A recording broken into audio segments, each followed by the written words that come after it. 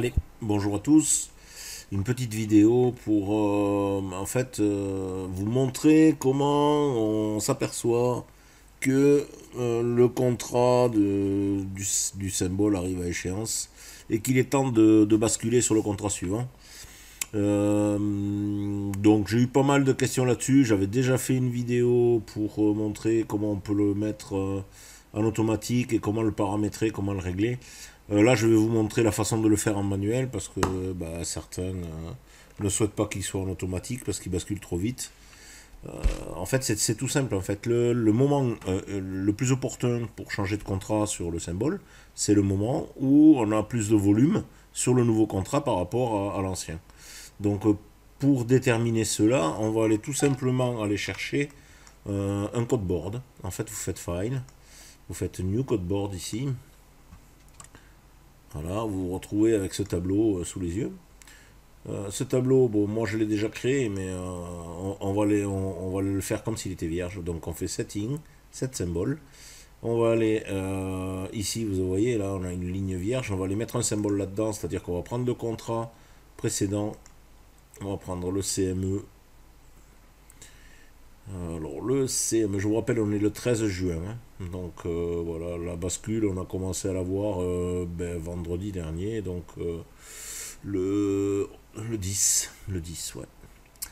Donc pour moi, le SP il est là. On va prendre le contrat de juin. On va aller faire OK. Et on va aller ajouter le futur contrat. Donc c'est celui du CME, toujours pareil, mais celui de septembre.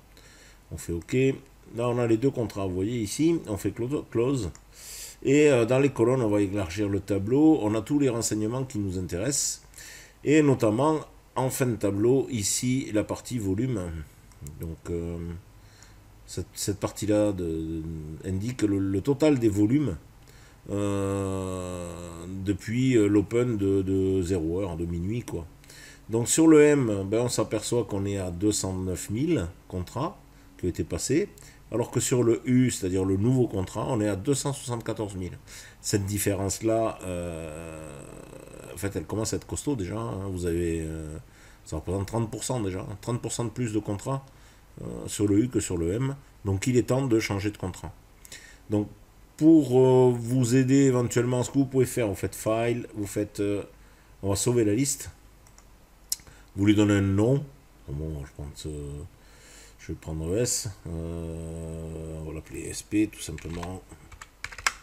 Voilà, SP500, vous faites Save, ok, elle est sauvée. La prochaine fois, vous pourrez aller la chercher en faisant File, Load Symbol List, et vous irez chercher SP500 ici, et Import. Voilà, et je me retrouve donc avec la même. Ok. Pour changer ces titres de colonnes là, parce que là vous en avez quelques-uns, mais vous avez beaucoup plus de colonnes si vous voulez y mettre. Ça peut vous servir, vous mettez le tableau dans un coin et vous regardez. Si vous mettez le Nasdaq, vous mettez le YM, vous mettez les emprunts d'État américains, comme quoi vous pouvez surveiller d'un seul coup d'œil l'évolution. Vous allez dans cette file, vous allez choisir donc le grand principe de Sierra. Là, c'est tout ce que vous pouvez mettre dans le tableau. Et ici, c'est ce que vous avez actuellement. Donc vous voyez, vous avez plusieurs possibilités. Vous en prenez un, vous faites Add, il se retrouve en bas. Si vous en avez marre d'en voir un, vous faites Remove, il part de l'autre côté. Une fois que vous avez choisi, vous avez déterminé. Vous pouvez monter le volume, par exemple, je peux le mettre en Move Up pour le mettre ici. On fait OK, et vous voyez, le volume est passé en premier ici, sur le côté. Voilà. Vous faites File.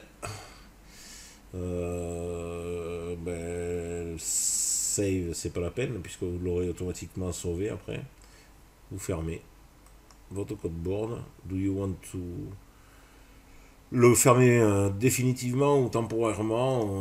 Voilà, vous fermez tout. Le symbole list a été sauvé, donc c'est pas la peine de le garder. Donc maintenant vous savez que c'est le U. Et pour changer le symbole, en fait, là j'ai déjà changé moi. Mais vous faites un clic droit, vous allez dans Chart Setting et vous vous retrouvez avec nos fameux tableaux de Sierra Chart, les nouveaux là. Vous allez dans l'onglet symbole ici, vous avez plusieurs onglets, vous voyez. Dans l'onglet symbole, vous avez le symbole qui est ici. Donc là, moi je l'ai changé, vous faites Select, vous avez votre tableau donné par votre fournisseur de data. Vous allez dans le CME pour le SP500, vous choisissez le SP500 mini et vous choisissez le contrat de septembre.